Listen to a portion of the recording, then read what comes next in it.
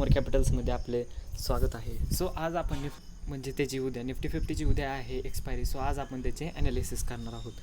आता आपण जर डेली टाईम फ्रेमवर शिफ्ट करून जर आपण निफ्टी 50चं ॲनालिसिस जर केलं तर आपल्याला दिसेल की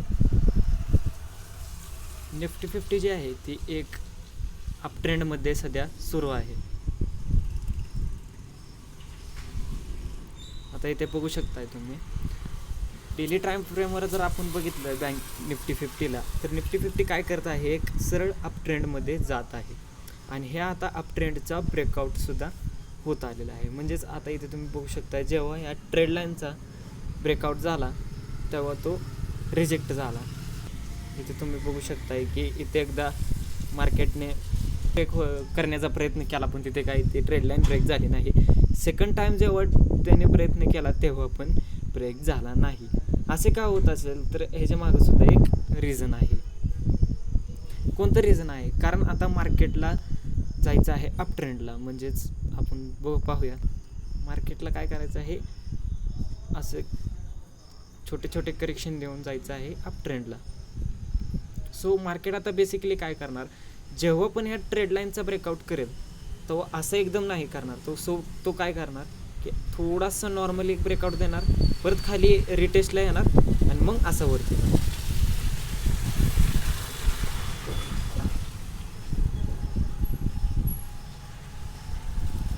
सो असा बेसिकली तो वरती जाणार. सो आता आपण बघतोय की मार्केट आता अप ट्रेंडला जाणार आहे. सो आपण ह्यामध्ये ट्रेड कसं करायचं.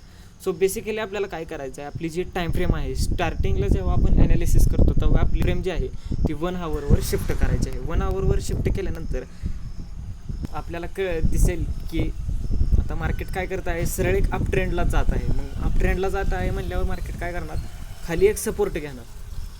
आपल्याला ते सपोर्ट दिसतोय, मार्केट इथून छोटे छोटे सपोर्ट घेत आहे. आपल्याला इथे दिसेल की मार्केट एक सपोर्ट घेत आहे. मग सपोर्टच्या खाली आपल्याला एक ट्रेड लाईन दिसेल. आपण एक ट्रेड लाईन ड्रॉ करायची आहे, ती आपण केलेली आहे.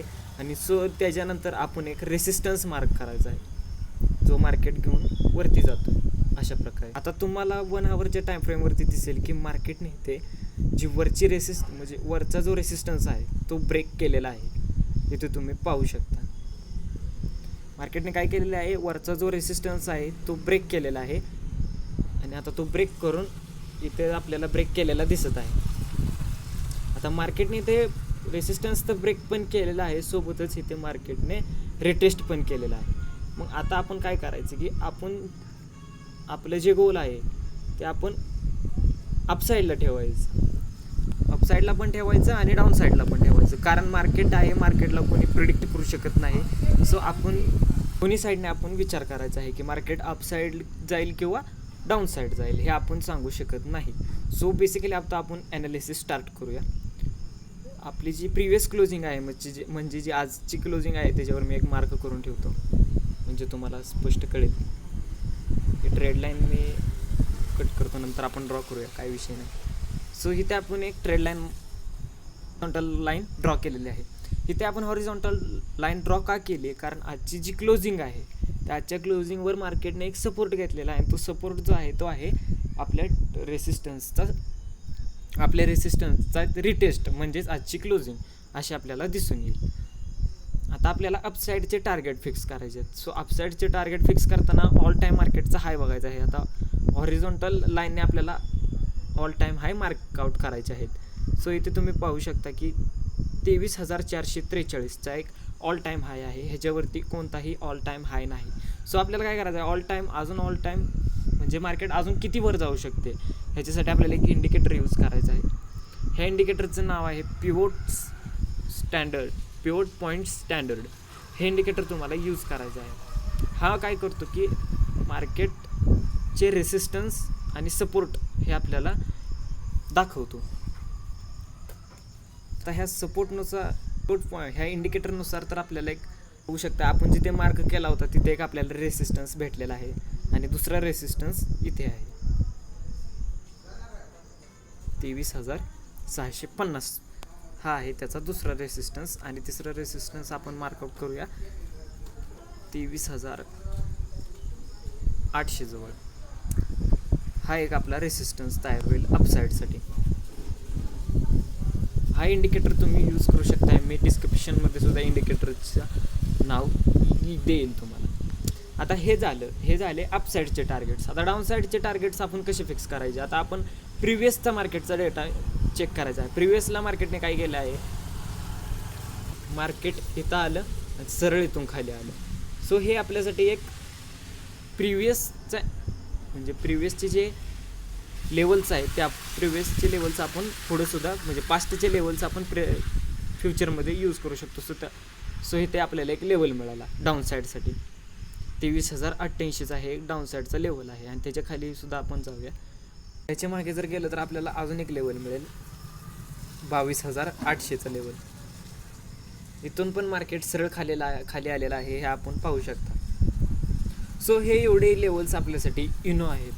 काय इनो आहेत? कारण जास्त लेवल्स जरी काढले आपण 1,000-2,000 पॉईंट्सचे जरी अपसाईड किंवा डाऊनसाईडला लेवल्स जरी काढले तरी मार्केट काय तेवढ्यावरती अप डाऊन करू शकत नाही. का करू शकत नाही? तर कारण आता कोणत्याही इव्हेंट्स नाहीत. राहिलेले एक इव्हेंट आहे ती म्हणजे बजेट डे. बजेट डेमध्ये सुद्धा एक मोठी अपसाईड मुवमेंट किंवा एक डाऊनसाईड मुवमेंट होऊ शकते, पण ती आता सध्या तरी होणार नाही. आपण हे लेवल्स जे आहेत ते फक्त इंट्राडेसाठी मार्कआउट केलेले आहेत. इथे तुम्ही पाहू शकता. आपण फक्त मोजून बेसिकली 6 लेवल्स काढले आहेत आणि हे 6 लेवल्स आपल्यासाठी इनो आहेत. ह्या लेवल्सवर जरी तुम्ही ट्रेड केला तरी बेसिकली हा ट्रेड तुमच्यासाठी फायदेशीर ठरू शकतो. आता हा व्हिडिओ हा ॲनालिसिस जे आहे ते म्हणजे मी कोणता फायनान्शियल एक्सपर्ट नाही किंवा काय नाही. माझ्या व्ह्यूने मी हे ॲनालिसिस तुमच्यापर्यंत पोचवत आहे. आता ह्या ॲनालिसिसमध्ये तुम्हाला काय चुकीचं वाटते किंवा काय बरोबर वाटते हे मला तुम्ही कॉमेंट सेक्शनमध्ये सांगू शकता. तो मी तुम्हाला ही तर झाली आपली इंट्राडे ॲनालिसिस. आता मी तुम्हाला काही बेसिक पॉईंट्स सांगणार आहे ॲनालिसिसचे. सो जेव्हा पण आपण ॲनालिसिस करतो त्यासाठी पहिल्यांदा आपल्याला टाईम फ्रेम जी यूज करायची आहे ती म्हणजे वन डेची. स्टार्टिंगला आपल्याला काय करायचं आहे, आपल्याला वन डेची टाईम फ्रेम चॉईस करायची आहे. काय वन डेची टाईम फ्रेम चॉईस करायची त्याच्या मागचं मी तुम्हाला लॉजिक समजवतो. मार्केटमध्ये कोणतीही गोष्ट विदाऊट लॉजिक होत नाही. जेव्हा तुम्ही डेची टाईम फ्रेम डे टाईम फ्रेमवर शिफ्ट करता तेव्हा तुम्हाला समजतं की मार्केटचा कोणता ट्रेंड सुरू आहे. इथं तुम्ही पाहू शकता की मार्केट एक सध्या अप ट्रेंडमध्ये चालू आहे. छोटे छोटे करेक्शन देऊन मार्केट एक अपसाईडला मुवमेंट करायच्या तयारीत आहे. आता ही मुवमेंट कधी येईल आपण ही सांगू शकत नाही. मार्केटला आपण प्रिडिक्ट करू शकत नाही, तर मार्केटला फक्त एक आपण ॲनालिसिस करू शकतो. सो इथे तुम्ही पाहू शकता. अशा प्रकारे आपल्याला एक ट्रेंड ॲनालाइज करता येतो डे टाईम फ्रेमवर. तर डे टाईम फ्रेम झाल्यानंतर तुम्हाला यायचं आहे 1 हवरच्या टाईम फ्रेमवर. 1 हवरच्या टाईम फ्रेमवर आल्यानंतर आपल्याला जे प्रिव्हियसचे मार्केटचे जे सपोर्ट आणि रेजिस्टन्स आहे ते आपल्याला सिम्पलमध्ये शो होतात. सो आपण जी 1 हवरची टाईम फ्रेम आहे त्याच्यावरती आपण शिफ्ट करून जे लेवल आहेत ते बघायचे आहे. फक्त मार्केटने कोणत्या लेवलपासून एक अपसाईडची मुवमेंट केली तर खालून तुम्ही बघू शकता.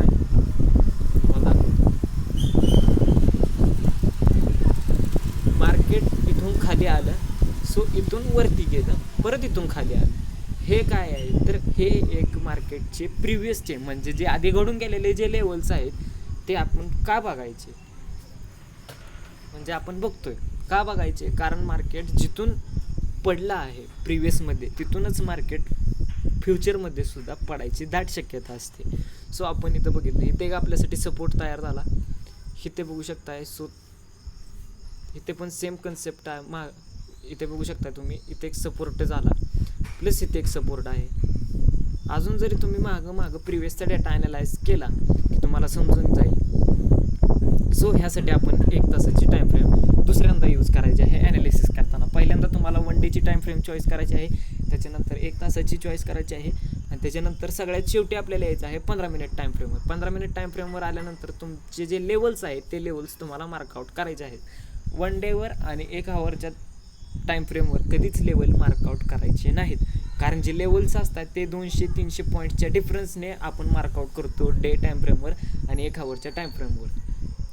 आणि 15 मिनिटाचे टाईम फ्रेमवर जे आहे ते 70-80 किंवा 100 पॉईंट्सच्या एक डिफरन्सने आपण मार्कआउट करतो. सो बेसिकली आपल्याला हे 3 पॉईंट्स लक्षात ठेवायचे आहेत. सो ही होती आपली उद्याची 13 जूनचे ॲनालिसिस. आता हेच लेवलचा आपण एक स्क्रीनशॉट मारून ठेवूया. आता ह्याच ॲनालिसिसचा आपण स्क्रीनशॉट मारून ठेवला आहे. आता ही ॲनालिसिस उद्या होते का नाही हे आपण उद्याच्या व्हिडिओमध्ये पाहूया. धन्यवाद. जर तुम्हाला व्हिडिओ आवडला असेल तर व्हिडिओला लाईक करा आणि खाली एक लाल कलरमध्ये एक सबस्क्राईब बटन आहे ते प्रेस करून बेल आयकॉनला प्रेस करा. आणि जसे की आपले जे नवीन व्हिडिओज जे आहेत ते फ्युचरमध्ये येणार आहेत तेच तुम्हाला लवकर सगळ्यांच्या आधी तुम्हाला शो होतील. ह्यासाठी आपल्याला आपल्या चॅनलला सबस्क्राईब करा आणि